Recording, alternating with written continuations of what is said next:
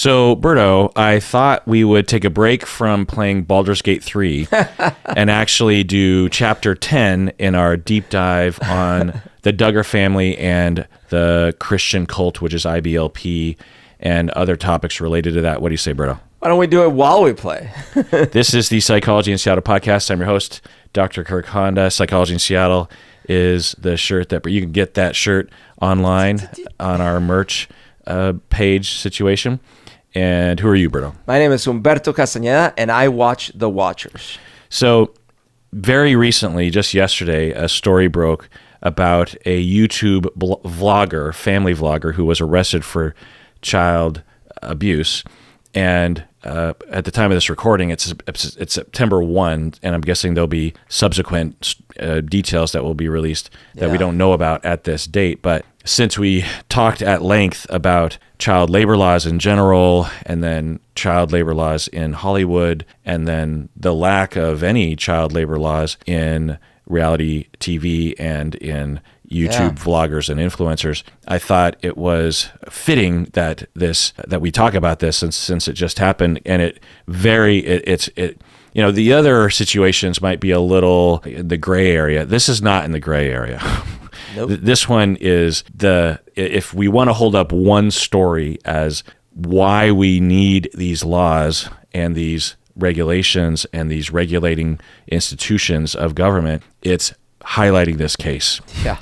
And as we go through this, take note that this is the one that got caught and the one that is famous enough to be noticed. You know, the amount of other families that are going through stuff like this around the world. And I mean, imagine when this starts to, and probably already has, infiltrate places where children are much more exploitable and there's even fewer institutional oversight. And, just imagine the exploitation that can happen. Not to mention this, other than this has been going on for years, this one, with people reporting them constantly. Right. So let's get into it.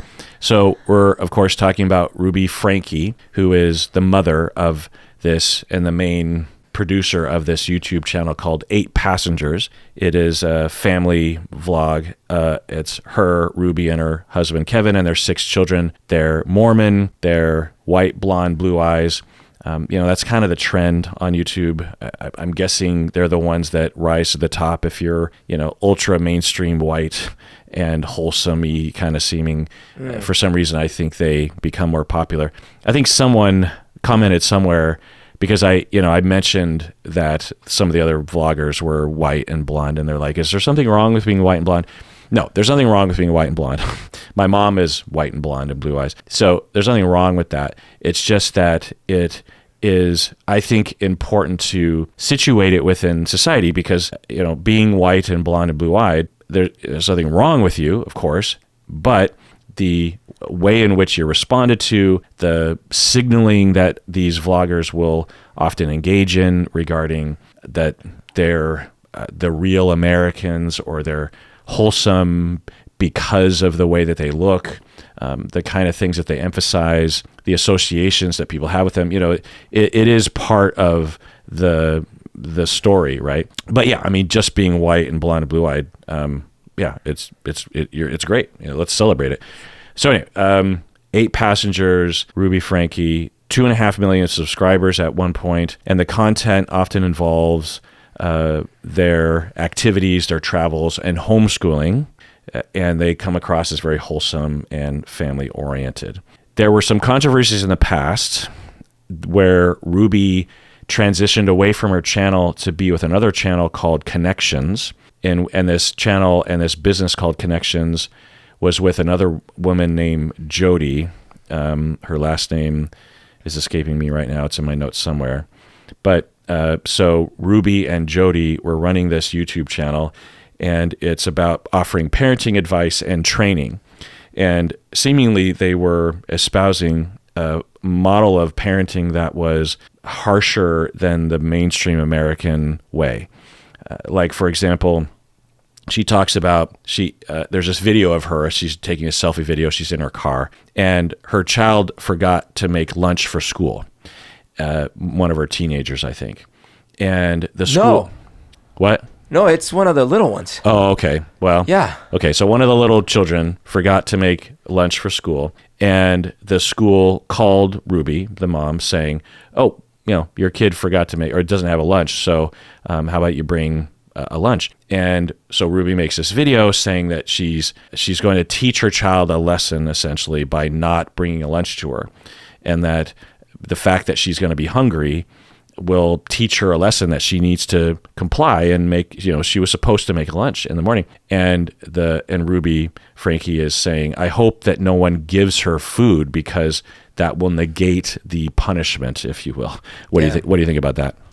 So, it's happened to me where I drop off my 7-year-old, and when I'm getting home, I'm realizing, oh gosh darn it, we forgot to put our lunchbox in the bag or whatever, right? The thought has never in my life crossed of thinking, well, I mean, one day is not.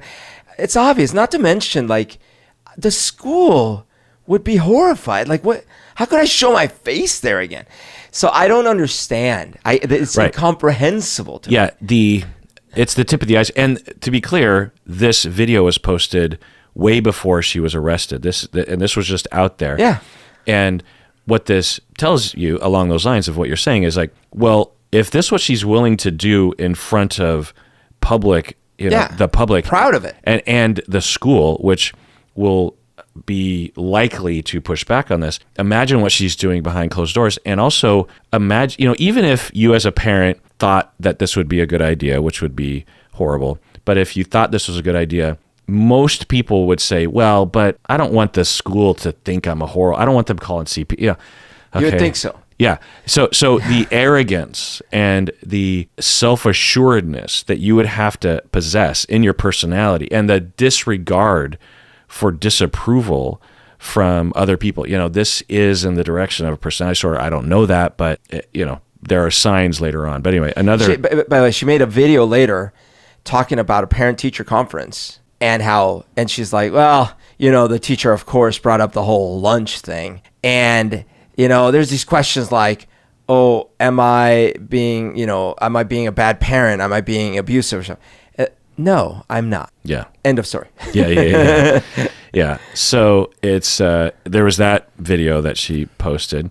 And again, this is her reporting it herself. Yeah. She's proud. She's proud. And her whole thing on the internet is that her family is perfect and that she is an expert on parenting. Another example is that she punished a child by taking away his bedroom, one of the teenage boys, for 7 months, and he slept on the floor in the family room. And now we don't know the circumstances around that, but the way that it is discussed in this video that was actually on the Philip DeFranco reporting, it just, well, what did you think of it? So my understanding is that the older son played a prank on one of the younger siblings, telling him that they were going to go to Disneyland, and then they weren't. Okay, well, don't do that. That sucks. So can I see a punishment? Sure. Like, okay, you're not watching TV tonight. Like, that's ridiculous. Don't do that to your kid, brother. That's mean. That's mean. How would you like, like that kind of thing? Yeah. Or no punishment. You sit down with them and be like, how would you feel? Why did you do this? Yeah. How would you feel if someone did that to you? Now, I'm saying that even charitably, because there's a different perspective, which is like, I don't even know if the prank was carried out in a way that was that bad. Like, it might have been, like, maybe the kid was crying. I don't know, right? But there could also be like, it literally was just, we're going to Disneyland. What? I'm just kidding. I don't know, right? But whatever the case may be, as you're saying, maybe punishment is not even, but even if you punish, like, I'm thinking like, okay, no TV tonight, whatever, right? The thing is, they took his bedroom away. Yeah. That is such a thing. Like, yeah. Like, it's your little, not only, sharing a bedroom with a sibling, you don't have any bedroom. And not a bed either, because he had to sleep on a beanbag. Yeah. So, of course. Well, they were also saying you slept on the floor. Okay, so there's a lot of things we might bring up, like, for example, the thing about not eating for a day, that, of course, there are people in this world right now suffering that don't eat for days, weeks, whatever. These are real problems. So, but in this case, it's not about like, oh, how hard is it to sleep on the floor? It's the fact that for that child in their relative environment, all these things are so damaging. Like, I'm so worthless that basically one transgression means I lose everything I own. Right. And I wonder where he learned harsh behavior towards your family members, you know? So, yeah. Okay. So these things are happening. Again, Ruby transitions away kind of mysteriously from her just regular vlogging channel to this Connections channel, mostly. And according to the Connections website, they say that Connections is a different modality of healing that psychotherapy cannot offer you. And then there's all these like claims that you'll be joyful and happy. And so I'm really, it's one thing if they offered some sort of parenting advice. It's another thing when they say that Connections can heal you in a way that psychotherapy cannot. I mean, I don't know, but that, you know, that smells like, it smells culty. Before. It smells like super conservative-y, where you're just like secular psychotherapy is wrong, where they teach everyone to be trans and sexually abusing girls in the bathroom. You know, like literally there's these beliefs. And so I don't know that, but the next thing you know, the thetan meters are coming out. Right. Like it's just, and plus this is their topic sentence. Yeah. In their topic sentence of their mission statement, they're saying psychotherapy sucks and we can help you, you know? Yeah. And they also say healing. And I'm like, healing? I think you're talking about parenting. Well, okay, to be charitable, let me flip it around a little bit and say, well, I can imagine you have a way that you want to train people or whatever, and you want to make a statement that, look, you might be going to psychotherapy already. I think we offer something beyond that, something additional, something different, whatever, right? Yeah. Fine. It may or may not be real. You may or may not have any data. Probably you don't. But the thing that's egregious about it is that and I know it's only in retrospect, but knowing now what we know, it's like the worst thing possible. They're offering parental advice, eschewing traditional psychotherapy, and replacing it with like abusive methodology. Right. It's so toxic. Right. Given what we learn later, the rejection of psychotherapy is probably a signal or a belief that, well, you know, therapists and quote unquote experts in parenting, they're going to tell you to be nice to your children and not listen to us. Well, we know better. Right. Yeah. So fast forward to 2022, Sherry, the oldest child, who was an adult by this point, has moved out of the house, and she posted on Instagram that she's no longer in contact with her family, and she does not support the quote-unquote extreme beliefs of Connections, meaning that the oldest girl, Sherry, is saying that my parents, and particularly I think my mom, and this Jody character are bad parents. And as a result, I don't even talk to anyone in my family anymore. But by the way, can you imagine how bad it must be for someone that was in it to, at a very young age, still realize how bad it was? Yeah. And get out of it? Yeah. Yeah. And talk about an indictment on your model that the first chance your oldest kid could get away from you, they did, they publicly are speaking out against your parenting. Dude. Like, imagine if you were selling, burgers. I specialize in burgers. Yeah. And your first customer dies of food poisoning. The other thing is that, again, I don't know, but with Ruby's personality, she knew about this, presumably, in 2022, the Instagram post, but also, of course, she knew that her oldest daughter was no longer in contact with her. You would think that you would adjust something, but it appears that for Ruby, she held fast on her point of view and maybe even doubled down. Which you can imagine, right? You can imagine that she's like, well, I wasn't harsh enough on Sherry, the oldest kid, so I have to be extra harsh on the kids that I still have under my control. That exhibits something going on with some, I don't know, but it's a red flag of someone that has a particular kind of personality. Hard to know. I don't know if you saw one of the videos that she had, that it was talking about giving advice to someone else. And the person had written in or whatever and was concerned that they were being overly harsh with their children or their child. And this Ruby person was basically saying, there is no limit. There is no harsh enough when it comes to truth. So there was this thing about like, hey, as long as you're grounded in truth, there are no limits. Yeah. There is no harsh enough. Wow. So then she said, you are probably not being hard enough or harsh enough. Yeah. And it's this idea of like, she's built this philosophy that, like, this is so common. We've seen this a lot of times. They believe they have this grain, this kernel of wisdom that they've garnered from the universe. And that now entitles them to have no limits on what they can do or should do. Yeah. And the premise that their mind is perfect and that they know the truth, right? Yeah. Because that it all depends on that. I know better than everyone else. Right. And I have determined that the truth is that the kids did something wrong and they need to not do those wrong things. Therefore, all bets are off when it comes to punishment. All bets, no limits. Yeah. Think about that philosophy. Yeah. And think about anything in the life, what let alone would have to go child. wrong with your own childhood and your personality, that would be your impulse as a parent. You know, it's one thing if you're in a restaurant and there's a loud group of kids next to you and they're, you know, it's like, you know, get those kids, your own children, that you would feel this animosity towards, this hostility towards, this entitlement towards, this lack of compassion, you know, like something's wrong there. Anyway, so what happened or yesterday or a few days ago in our time, because it's September 1st for us right now in 2023, was that Ruby and Jody were arrested for child abuse. 2 accounts of aggravated child abuse intentionally or knowingly, meaning that the charge is you knew you were abusing the children and you did it anyway. But what was it? Like they were yelling a little too much? So, by the way, this is in Utah, Mormon.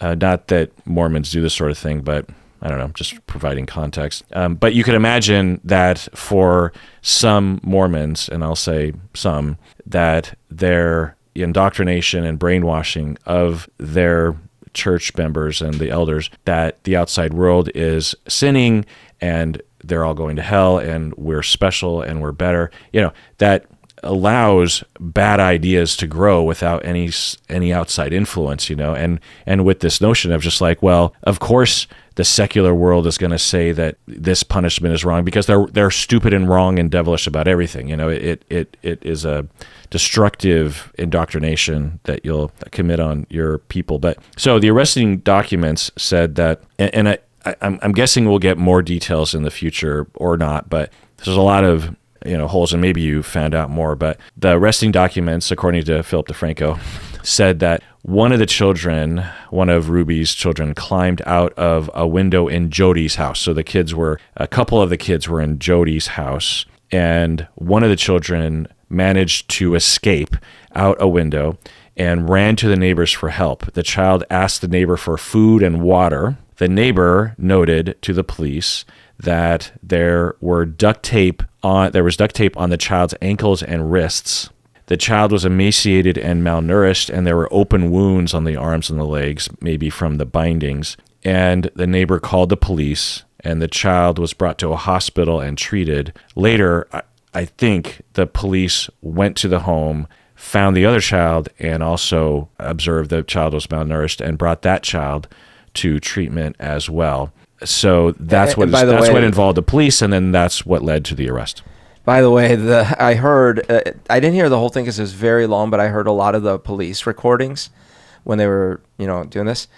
And it's so telling and sad. You know, these are professionals. They deal with a lot of stuff, right? But you can tell how not normal encountering something like this is. They were talking about the wounds, right? And it was like, the one cop says like, well, what are the leg wounds? How do the legs look, or something like that? And the cop says, "Oh, they're good, like good as in really bad." You know, like basically, the child wasn't just duct tape; like it was like the open wounds because of this is so bad. It's so extreme. Yeah. But again, when you have no limits to discipline. Yeah. And one of the either officers or one of the social workers was visibly shaken according to the officer. So the personality possibilities are, of course, psychopathy, antisocial, meaning that Ruby, we don't know about Kevin, the husband, by the way, yet. At this point, there's just a kind of a blank spot as to whether he was fully involved or even orchestrating, or only kind of involved. I'm sure he's implicated to some extent because he would have observed these things and could have intervened, obviously. But it's hard to know if he was trying to, push back or who knows. But it's just a big blank spot. But at the very least for Ruby, given what we're hearing and given the level of what we imagine is happening, I mean, this kind of story is usually the story of a child has been abducted, a person has been abducted. By some other entity. Yeah, by like some sadistic psychopath who has, people locked up, like the movie Room. Yeah, or Silence of the Lambs or something like that. Right, and then somehow, thank God, the victim escapes to the neighbors. That's usually it's not the parents themselves that we get this story. Now, I want to be clear, there's a lot of kids that are being abused in this way. By their parents. And they probably have a harder time getting out. And even if they do get out, the parents could say like, oh, he's just acting up. So it's not like this doesn't happen. But anyway, so the personality profile that one would hypothesize and investigate if there was that need, and there might be that need, is that one, psychopathy, antisocial, meaning that you don't have empathy, you don't care, and you might even want to step on other people to get your own goals. Like if Ruby believes that her career depends on her establishing a niche of attracting essentially abusive parents, but maybe also parents who are disaffected by psychotherapy or mainstream advice, or dealing with a kid that is very difficult and they have no answers and they're just looking for answers. If she's trying to establish that niche, then she might think, well, the best thing to do here is to experiment on my own children or something, or really establish full control over these kids so that I can give that advice to other people. Who knows what the motivation was. But the other personality profile is sadism, sadistic personality disorder. It's no longer in the DSM, or it might not have ever been, but just because something is in the DSM doesn't mean it doesn't exist. Not every human condition psychologically is in the DSM.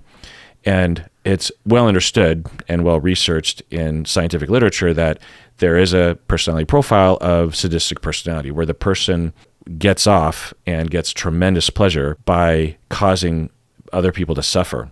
These individuals can engage in the causing of the suffering for their own pleasure, or they love watching other people make other people suffer. So they vicariously are, they get joy, or maybe, so there's sexual sadism as well, which is a type of sadism, but general sadism is just watching people and maybe animals suffer. And who knows, but there's a stronger case for the psychopathy because the lack of empathy that you would have to have as a personality trait to engage in these kinds of things, because if you're a parent, you understand that you could never even come close to these kinds of behaviors because you have a heart, you have compassion, you have empathy, you care.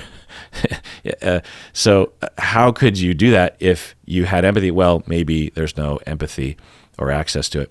But the other aspect is, when we hear the level of these punishments, I mean, it sounds as though there were multiple instances, who knows, of children being bound and duct taped, not only by Ruby, but also by Jody. I mean, that they're a team and they work together, and they're being denied food and water. I mean, this is torture. And who knows what else has happened, right?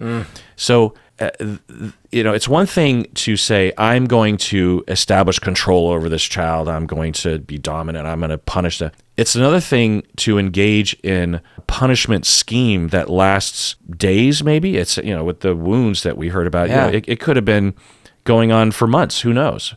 And that level, that, the longevity of it, often is fueled by someone who actually wakes up in the morning and, the way that if it's the first day of your vacation and you wake up and you'd be like, oh, I can't wait to be not working and go to the beach or have fun with my friends. Like that feeling that you have, that's what sadists feel about harming other people. They wake up and they go, oh, I can't wait to make other people suffer. And they will engage in, if they can, long-term suffering, and it'll escalate because the suffering that they cause one day will not satisfy them months later. So they have to make it worse and worse and worse. So I'm not diagnosing from far. I don't know. But, there's a chance that if there is a chance to evaluate her, that the evaluator will consider these constructs. Any thoughts? Yeah, so a couple things. One of the things that was very common in their channel, as I've come to understand, and definitely the father was involved as well. Oh, really? Oh, yeah, in the channel, in the videos that they would make, is that they would purposely show very embarrassing, difficult moments from the kids. Things like needing to shave your legs for the first time if you're a girl, or teenage things, or being rejected by someone romantically. So side note, in our deep dive portion tangent on this topic, we talked about that, how that's the problem with this kind of content, is that the producers and the parents are the same people. The money makers and the capitalists, if you will, are the parents. So there's no checks and balances. That's right. And this sort of stuff sells. If you have someone's first menstruation or shaving their legs, that sort of thing not only is titillating to people or new content, but also to predators who want that kind of content about children. Absolutely. And no one is there, because if you're on a reality TV show, or you're in on a TV show, like a fictional TV show, at least maybe the parents are there like, hey, you can't do that to my child. Right. In this situation, all bets There's are no off. recourse. In fact, you see the child begging, Mom, please don't film it. Please don't film this. Yeah, and tell me this. So in the video that they showed on Philip DeFranco's wonderful YouTube channel, that I depend on to learn to learn all things contemporary, Yeah, boxy, you see. Yeah, and I love his point of view. I love his delivery. But he was showing a clip of where that teenage boy was talking about how he doesn't have a bedroom, and the mom has the biggest grin. Oh yeah. We hadn't told anyone yet. I don't know what that means, but there's a chance that grin is that sadism, is that pleasure of like, oh yeah. Well, there was a mix, because the way it looked to me is initially she's like, oh, we hadn't mentioned that, but then it's like that enjoyment of like, well, let's talk about it. Yeah. And there's with that same son, he was talking about how he doesn't have friends. Because in another thing I was hearing about how essentially because of a lot of these videos they'd put out, they were also bullied at school. The kids were. But it said they were homeschooled.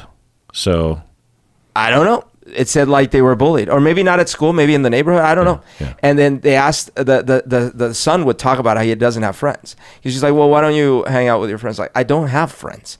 They were talking to one of the girls, like, and she was like, I don't even know where they live. Like, I don't. Well, and also they could be isolated and socialized by their parents to exclude that sort of activity, because that would allow the kids to get power, right, or outside opinions about things that the parents don't want. My question was, side note was, in the other videos you watched, did the mom and dad seem to get pleasure when these humiliating or harmful things were happening? It's hard to know, because first of all, I certainly did not know this channel before this, and so I've only seen as much as I've been able to see over the last day. And there is some plausible deniability, because in a lot of those videos, you could say, well, it's just a misinformed or misguided parent trying to produce interesting content and putting a happy face for the camera while their child is squirming and saying, please don't, Mom. So it's hard to know, is she getting a sadistic feeling from it? Or meaning that she's focused on money making and fame. Right. And it eclipses her noticing what the child is so going totally through. Obviously wrong. Rather than waking up in the morning and saying, I can't wait it's hard to humiliate my child. Okay. So from what I've seen, it's hard to tell. Now, what isn't hard to tell is the conviction of her beliefs about how harsh punishments are totally fine. All that stuff seemed completely genuine, but I just don't know. I have no idea, based on what I've seen, whether she was legitimately getting some pleasure from the torture. Okay. I was thinking, though, there was apparently a statement she released after her arrest or something like this, saying something like, the children that were found should under no circumstances be around other children. And this is really interesting. I'm wondering if, as a result of trauma and all these things, these children are not properly socialized. They might even do harmful things to other children. And then in her wacky mind, it's like, well, now I need to go to, if I was at an 11, now I need to go to a 21. And therefore, in her mind, she justifies like, well, yeah, of course I'm going to have to bound them and keep them because they're a danger to society. It's incredible, but you could see that progression, how damaging the children over time damages the children. Yeah. And then that would justify even harsher punishments. Yeah. I mean, the thing I'll say, and again, it's just all speculation, but the typical progression to this that I've treated is that when you have an individual, a parent who, especially when you have two parents, I mean, that's a bad combo because there's no one there to say, hey, let's pull back a little bit. And, other family vloggers that were found to be abusive were seemingly along those lines as well. The daddy of 5, both parents seem to be in on it, which is just awful. And the abuse, I mean, the damage done to these children and the damage that will continue to be done, it's up there, right? And I just feel so bad for these kids. And it's one thing to be abused, it's another thing to be paraded around on YouTube and to know that your mom is being praised for this, and God, I mean, and to be homeschooled and completely cut off from other people. I mean, and who knows what kind of Mormon sort of indoctrination or brainwashing they've been through. I mean, just the years of recovery and therapy and healing and confusion and pain and sadness and distrust, and it's heartbreaking, and it's so unnecessary, and it's like, why does this happen?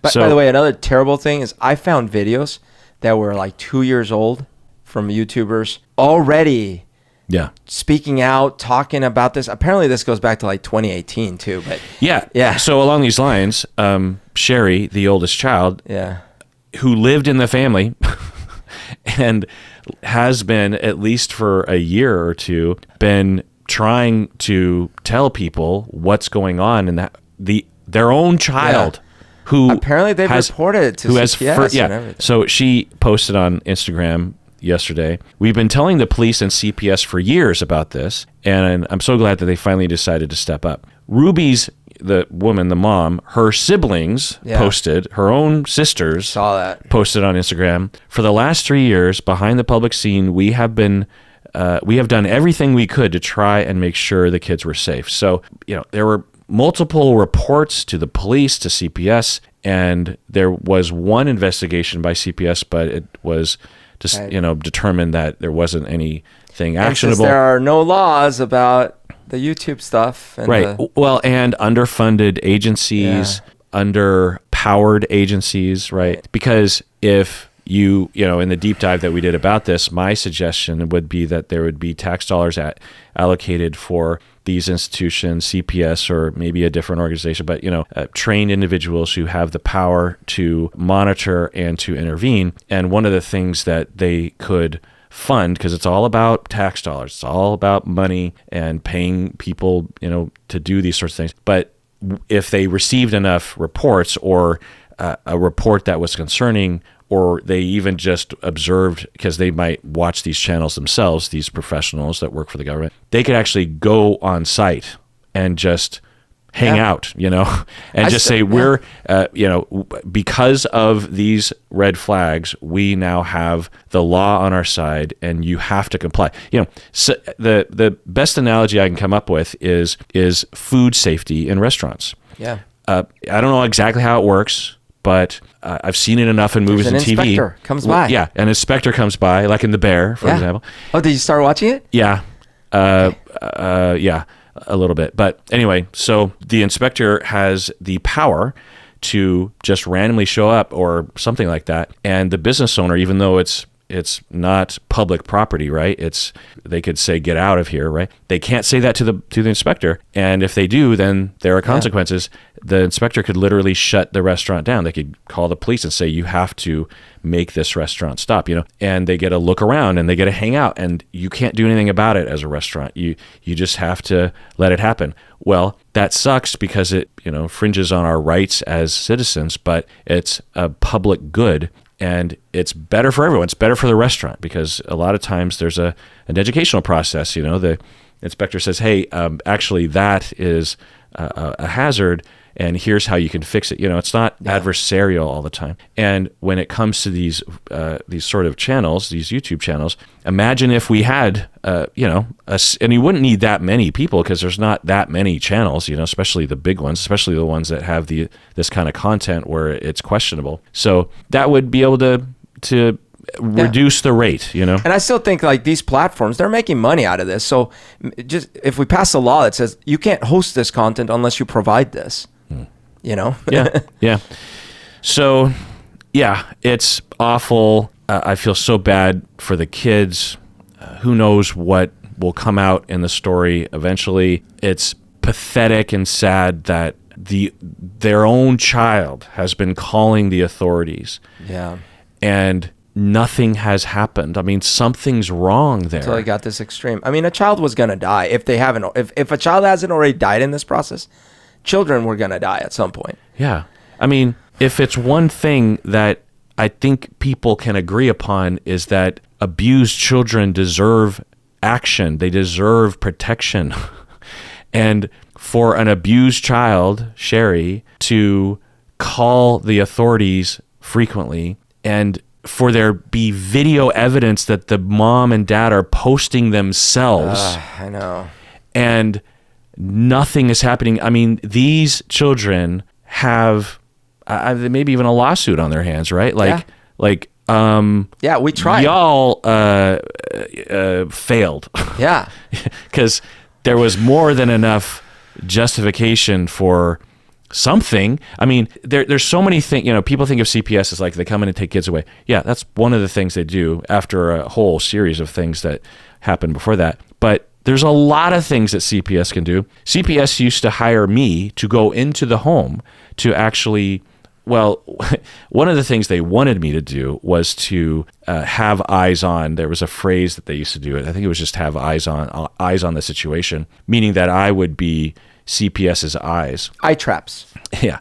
And I would always push back on that because I'm like, I'm a private practice, because they would I didn't work for CPS. Right. They contracted me as a private outside contractor, and my, the standard of care and also my way as a therapist and ethics would dictate that I'm not an agent of the government. And also, in order for the family to be able to trust me, they have to not see me as an agent of the government. Right. They have to see me as someone who is on their side. I'm not going to let child abuse happen, but I need them to feel like I'm primarily a therapist and I will be reporting things at times because that's part of the contract. You would think they would actually make that explicit, like a good cop, bad cop sort of dynamic. Yeah, and the best CPS workers would play it that way, but not everyone played it that way. And the problem is that these CPS workers are overworked and they have dozens or hundreds of cases that they are trying to monitor and fix. And it's really helpful for them if there's a therapist actually in the home. Because, CPS workers, they have time to visit, but they don't have time to just hang out. And to be clear, I didn't hang out, but the contract would involve maybe, 2 to 5 hours of therapy a week. So, in the home. And so that was one thing. But the other thing that I was really tasked with that actually is in line with my ethics and my way and the standard of care is that I was there to help fix the problem such that the abuse wouldn't happen again, right? Yeah. So the parents, halfway through the process would be like, at first I thought of you as an invader because CPS sent you, but now I'm so glad that they sent you because things are so much better now. I realize now that I was overstressed and I never had a good model I didn't know how to parent or I didn't know how to deal with this and that. And I would also treat the parents in terms of, if possible, I'd start treating their traumas and their issues. I'd start to help them with their own recover from their own issues such that they wouldn't be stressed out, such that they wouldn't impose it on the kids. So, that's another thing that CPS does. So why weren't these things explored? It's not just taking away the kids. I bet you there's a big difference in quality of CPS around the country. Yeah. Like different regions. There's also big differences even in one department among the different workers. Like they are all different sorts of folks. I worked with, I don't know the office exact, maybe it's a King County, but the Seattle offices, there's a few. You can imagine all sorts of politics too. Yeah. regionally, and like, well, here we don't treat our kids so with kid gloves and blah blah blah. Right. Or local governments that underfund or strip away the power, who knows, but you could imagine CPS having an adversarial relationship with the police, and they have a hard time actually getting, or there's lack of communication, who knows. By the way, every time I make a voice of like the bad politician or the bad city councilman or something, I'm always channeling Boss Hoggs from Dukes of Hazzard. So yeah, it's a really horrible story, and maybe, Berto, like with the Coogan Act of the 1920s, you had Jackie Coogan, a young boy who was in a major blockbuster with Charlie Chaplin, right? And he earned a lot of money from that movie and subsequent performances. And that paved the way. And then he and his parents ended up taking all his money. And then when he was an adult, he sued. And then that eventually led to a federal act that was passed by our elected officials. Maybe that could come from this. That's called the Coogan Act. And a lot of our best laws are initiated by this kind of these kinds of tragedies, unfortunately. Yeah. It's a good thing to hold up and say, like, look what happened. Look what happened because us as legislatures, us as voters, us as a society haven't done anything. There's something we can do. Yeah. But I worry, Berto, that nothing will happen. So let's hope it does, but you're right. Because, I think a factor, and we talked about this, I think, in a previous chapter, that I think society and legislatures in particular, I think they think of social media and YouTube as this like, it's just kind of this weird kid thing that happens, who cares? Yeah. It's not like the real world where, like, because if you talked about this happening in a restaurant or, or being a part of a story that didn't involve YouTube or something. But I get this impression. It feels tangible. Yeah, I get this impression that, like, people are like, well, that's kind of a niche, weird thing that, That's the minor leagues. Anyways. And for legislators, they might even think, like, what's YouTube? I mean, at some point, maybe we'll have to deal with it. Yeah. It's already telling that folks are going to try to separate this tragedy from the fact that they were YouTubers exploiting their children. As an example, right now, the father is asking for custody and saying, I want to, blah. But a lot of people are pointing out, well, I mean, you were part and parcel of the thing before. So maybe you aren't involved anymore, and maybe you are not involved in this. Because my understanding is that they are separated, I think. But I don't know. But in either case, the conversation should have to start with, well, the exploitation started years ago, and it was public. And it could have been regulated. They could have been kind of stopped earlier in their tracks with this in this regard, especially when there were Reddit, like just with the Duggars, there was a whole Reddit thing trying to do something about this years ago, let alone because they didn't know how bad it was going to get. This was just about them exploiting the children on camera. And there were... Well, the thing with the Duggars was, if I understand the situation right, the discussions online were pointing out factual reports that were made about Josh's abuse of the younger girls. Yeah. And then a lot of speculation as to what's happening now, right? And even if the police did get involved, because they did when Oprah's team contacted the police, right, that the statute of limitations were such in Arkansas that there wasn't anything they could do. Yeah. Whereas in this situation, the abuse was happening currently. Right. And so the police, so, with the Duggars, I don't know if there was anything a prosecutor could have grabbed onto back then, but with the Ruby Franke situation, it was a case just like a ripe apple just waiting to be picked. True. And there's also still this sense of like, oh, well, what were they doing? Well, okay, you could point to the food thing, but what were they doing? Well, they were showing stuff on camera. Oh, is that a crime? Right. So yeah, that's another good point, that the things that were factual were probably not actionable by CPS and the police, unfortunately. The government, for better or for worse, allows for a pretty wide range of parenting styles that some people might be kind of shocked by, that the government would say that's not actionable because the government, one, doesn't have enough money to take action on everything, and two, that the government has an ethic, a principle that parents deserve to have rights as to how they raise their kids within reason. And there's a high bar for the government, the jackboot thugs entering the home and intervening in a very severe way, like taking the kids away. Can I just make a request, though? What? By the point where one of your own children is desperately calling, and your relatives are desperately calling, and there's a whole Reddit community desperately calling. I have to say, no, I know it's not you. I'm just saying, like, you would think, because I'm a parent. I don't want to have like randomly the government come in and take my children away just because I was a little too harsh over dinner or something. The thing I want to allow for to throw the authorities a bone is that we don't know exactly what was even being reported by the older sister. Fair enough. So, we just don't know. But given what I imagine was being reported, in my experience, most of the CPS workers and the police officers who work with CPS frequently would have absolutely taken action. So, because by the point that you have to find a starving, emaciated, duct tape, bleeding child, we've let the threshold be too lenient. Yeah.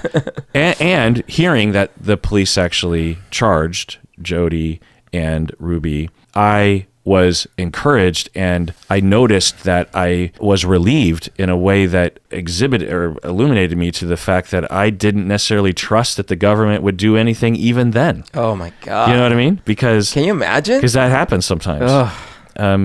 So I'm and like the aunts and the daughter saying, I'm glad they're doing something because we've been... Okay, so let's take a break. But after this, it's just going to be for patrons of the podcast. And we're going to pick up in the outline where I left off, where we're at 2015. And we're going to talk about how Josh was involved with Ashley Madison, which is the website that is set up for... one of my favorite sites. ...people to cheat on their partners. Oh, wait, that's what it's for?